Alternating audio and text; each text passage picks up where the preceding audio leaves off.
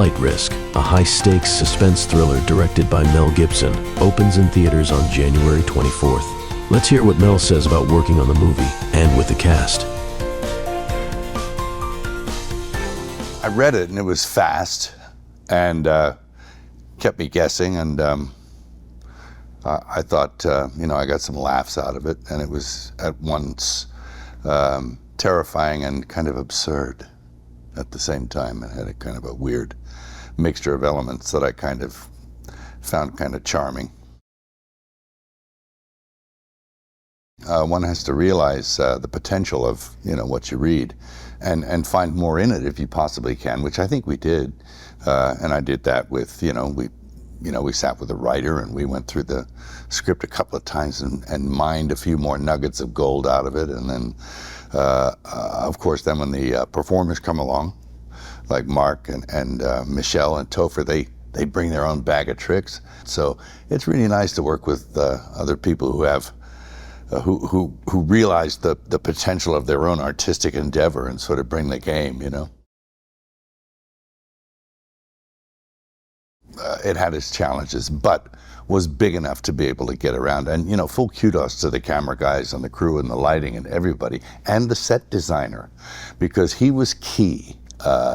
David Meyer, he understood, and I was fully on board with him, that you had to have a plane that could be modular, that you had to be able to yank the windows out and take the nose off, and you had to be able to pull it apart and put it back together again, so you could actually shoot. So the practicality of the set and the engineering involved in a very short amount of time by the production designer is nothing short of miraculous. He's real good at what he does.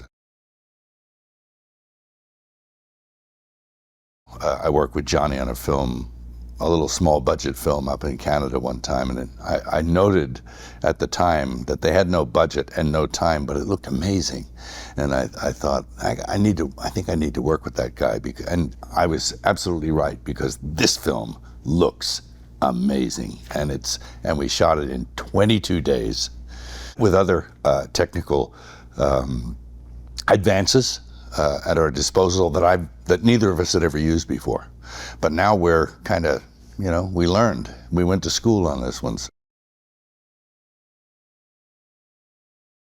Anytime you're in an aircraft, it's going to be claustrophobic. And I think, we've played into probably almost everyone's dis-ease, or if I can call it that, or fear of flying, altitude, fear of falling, fear of crashing, all those things. And so we had a very small space. The beauty of it was that it takes place over these Alaskan Alps, which are really stunning and really spectacular, and at the same time kind of intimidating and scary.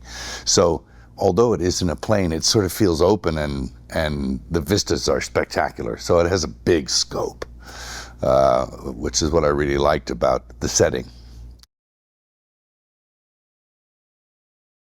She's very accomplished, and I think from what I've seen of her, she's able to convey a whole lot in very little. She's extremely subtle in what she's telling you with just the facial expression and stuff. So, I study that kind of stuff, and I knew she was good. So, what's not to dig about that? She expressed interest, she liked the script, and I'm like, okay, let's go. You just have to say action and cut.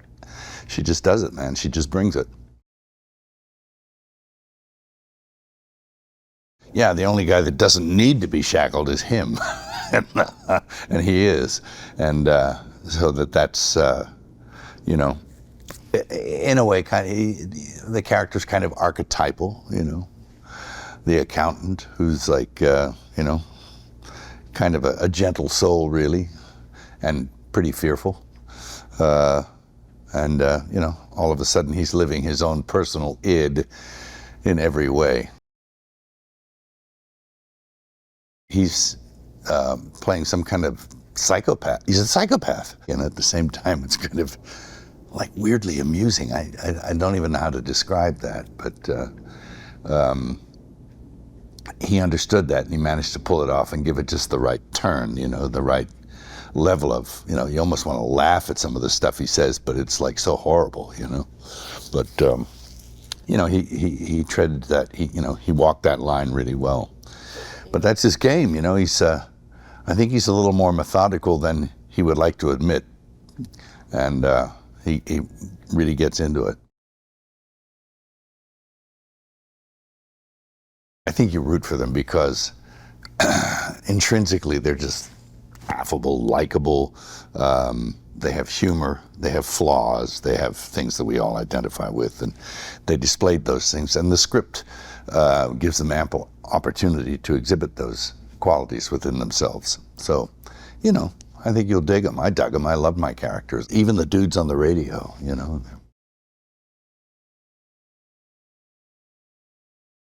Well, we got some very talented people and camera angles, and what can be done in this space to approximate some pretty violent exchanges, and I think we managed to do that in a small space, because action is it's difficult even with lots of space, but when you're trapped in this little place, to get it and get it so it really works. Full kudos and credit go to the camera team and the stunt team, I think, in being able to make the space for that to happen.